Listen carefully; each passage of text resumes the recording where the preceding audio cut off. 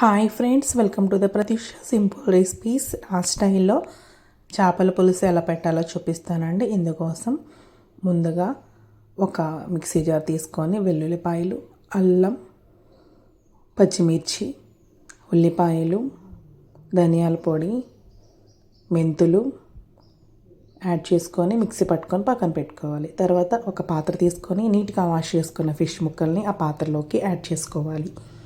తర్వాత టేస్ట్కి సరిపడా కారం, పసుపు, ఉప్పు యాడ్ చేసుకోవాలి. తర్వాత నేను ఇక్కడ కొబ్బరి పొడిని యాడ్ చేసుకుంటున్నానండి.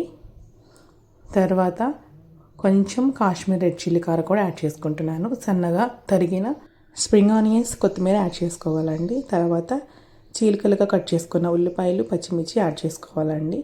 తర్వాత ఒక 4-5 గరిటెల ఆయిల్ కూడా యాడ్ చేసుకొని మొత్తం అంతా కలిసేలాగా చక్కగా హ్యాండ్తో మొత్తం మిక్స్ చేసుకోవాలండి.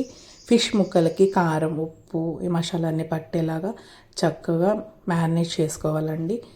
ఇవన్నీ కలుపుకున్న తర్వాత మనం ముందుగా మిక్సీ పట్టుకున్న పేస్ట్ని ఇంకా యాడ్ చేసుకోవాలండి.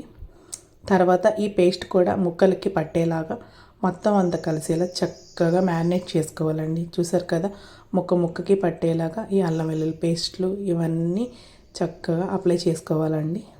తర్వాత నానబెట్టుకున్న చింతపండు రసాన్ని యాడ్ చేసుకోవాలండి.